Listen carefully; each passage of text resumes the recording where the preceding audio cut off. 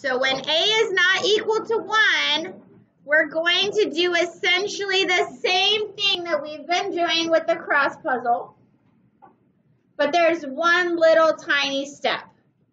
So I'm going to talk you through these notes. We're going to do some examples on the back, and then I'm going to let you do some practice.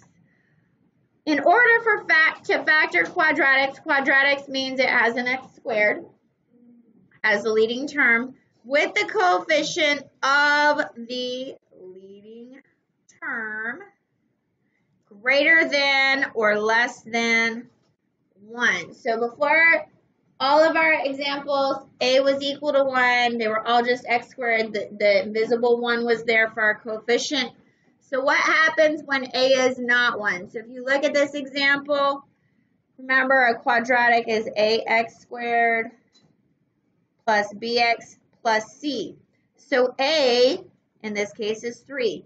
When we're talking about A, B, and C, we are only talking about the coefficients. We're talking about the numbers in front of the variables. Our B is 13, and C is going to be our constant. Now, if these were negatives, then we would write the negatives, because remember, the sign in front of the number goes with it.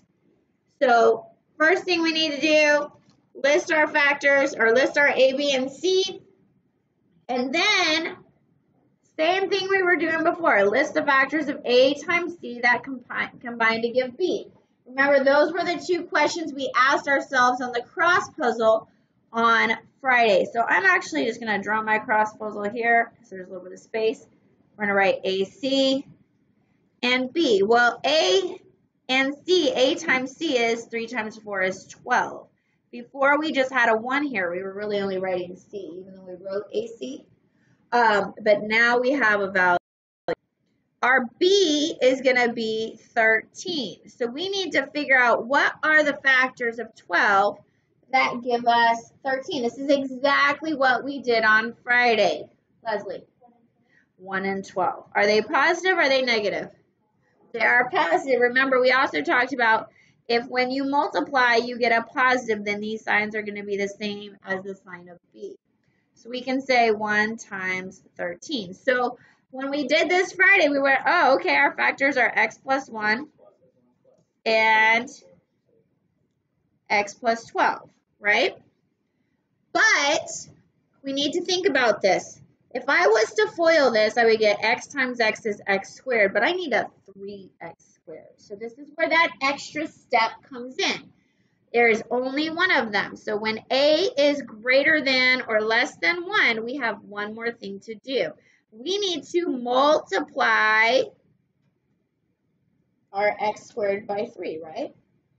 Well, we're going to have to do some inverse operations first. What is the inverse of multiplying by 3?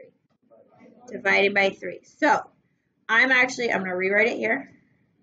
We're going to take that factor.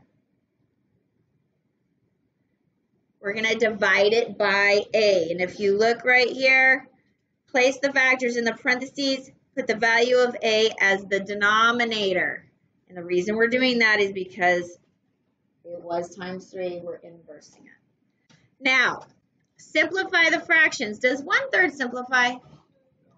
Does 12 over 3 simplify? To what? Actually, we would write 4 over 1. Okay. After both fractions are in simplest form, if there is still an existing fraction, we're going to swing the denominator to the front. So right here, this did not simplify, right? I want you to think, way back when, actually it wasn't that long ago, how did we talk about undoing a denominator? Look what happens if I multiply this whole thing by 3. What do I get? 3 times x is 3x. Yes, here I get 1. Guys, that's exactly what we're doing. We're multiplying by the denominator. But this right here, this swing, this is the shortcut. You just swing your denominator to the front. We still get 3x plus 1. Do you see that? What does this become? We can swing a 1 forward. But why? Because we don't write it. We just get 1x plus 4. So that last step is the only thing that is new. So shall we try a couple more? Yeah. All right. So let's turn this over. We're not going to do all of these on the back. let's see, let's do number 2. Okay, so we're gonna start with our cross puzzle, right? A times C and B. So what is A times C here? You can, okay, so doing this with a box gets a little tricky when A is not 1.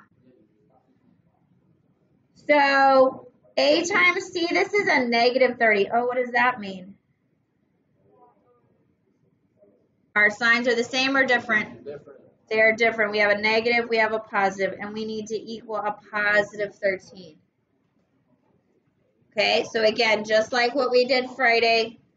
So my factors of 30 are 1 and 30, 2 and 15, 3 and 10, 5 and 6. Now these signs are different. Are we going to add or subtract these factors to get 13?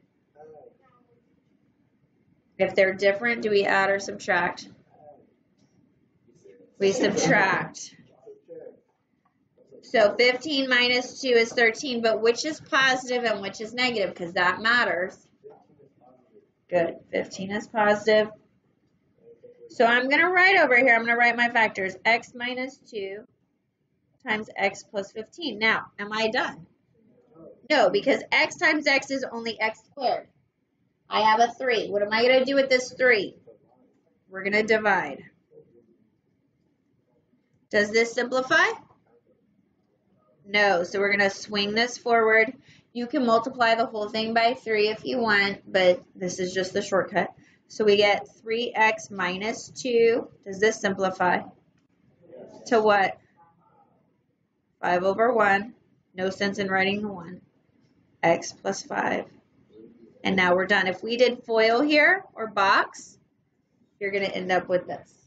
How do we feel about that? Not too hard? Okay, do you want to try one by yourself? All right, let's, why don't you guys try, you want to try number 3? All right, try number 3, and then we'll go over it. If you look up here, you should have gotten 2x minus 3 times x minus 4.